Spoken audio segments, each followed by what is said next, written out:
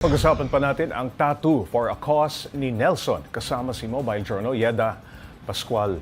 Yeda yung kapatid ni Nelson na si Redentor.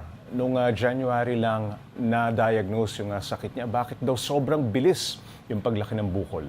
Paps, January, itong si Redentor, mailalim siya sa MRI, CT scan. Doon nakita na meron siyang bukol o tumor sa likod ng kanyang mga mata at ng kanyang kanang mata. Pagkatapos February, mailalim naman siya sa biopsy at staining, kumuha ng konting laman doon sa tumor. Doon siya na-diagnose, Paps J, ng cancer na kung tawagin nga ay lymphoma. Kwento ng kanyang kapatid, talagang mabilis, sabi ni Sir Nelson, kasi third week lang noong kusang sumara yung kanyang kanang mata, hindi niya na talaga mabukas, Paps J. Pagkatapos, after a week nun, lumuwa na, tapos nadamay na yung kaliwa, tuluyan ng nabulag. Tuloy-tuloy na. Kaya ang sabi, paliwanag daw sa kanila, sobrang active yung cancer cells. Kasi, Paps J, nagsimula yan sa paranasal sinuses niya nga, hanggang umabot na sa dalawang mata. Ayun. Yeda, ano ba dati ang kabuhayan ni Redentor? Nung wala pa siyang sakit, nasaan ngayon yung kanyang asawa at anak? Paps, si Redentor, dati siyang florist sa isang hotel, kaya talagang artistic nga itong pamilya na ito dahil ito naman si Sir Nelson, di ba, isang tattoo artist. Yung kanyang pamilya, asawa, yung kanyang dalawang anak, doon sa kanilang tahanan, syempre, bata, hindi makabisita, basta-basta sa ospital.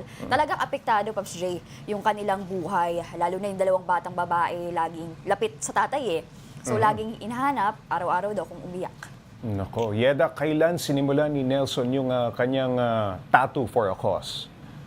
Paps, nag-post siya kahapon lang. So talagang bagong-bago lang at kahit pa paano, di ba, syempre natutuwa siya dahil napansin yung kanyang post. At so far naman, Paps, may mga nag-message na sa kanya, nag-i-inquire para makatulong dito sa kanyang kapatid. Syempre, di ba, sabi niya nga dito ako magaling, kaya why not gamitin ko itong para maging paraan sa pagtulong ko sa aking kapatid. Baka maraming mahilig sa tattoo tapos gusto pang makatulong, ano? Yes, Paps J, talaga. Okay, Yeda, may mga lumapit na ba para sumali sa kanyang fundraising at magkano magpatattoo sa kanya? Depende sa laki yan. Depende, Paps J. Saka sa details, di ba? Sa design. Kung mahirap. Ang sabi niya kasi, Paps J, ang minimum niya talaga is 2,000 pesos. Pero yung mga tinatawag na minimalist na nauuso ngayon, pwedeng ibaba niya sa 1,500 yan. Pero yung price increase, depende yan, Paps J, nga sa details, kung gaano kalaki, di ba? Kung gaano kahirap. At ayun, Paps J, ang kanyang location naman ay sa Baclaran, sa Parañaque. Naka-flash yung kanyang telepono para kung saan ay yung mga pwede siyang tawagan.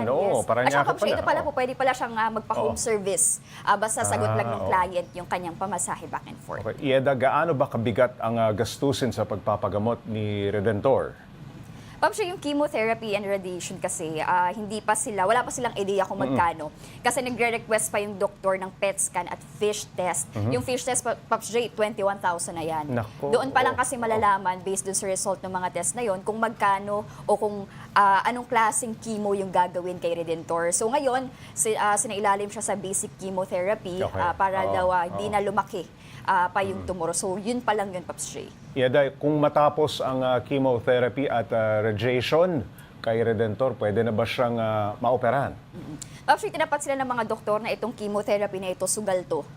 So talagang malabo, hindi sa malabo, pero hindi makapagbigay ng assurance yung mga doktor kung talagang 100% gagaling siya dito. Kasi ang purpose naman talaga ng chemo, Paps J, is para mapaliit yung cancer cells, hindi siya maging active at hindi na siya lumaki pa. Sana maraming magpatattoo para makatulong. Yes, Maraming salamat. Mobile Journal, Yeda Pascual.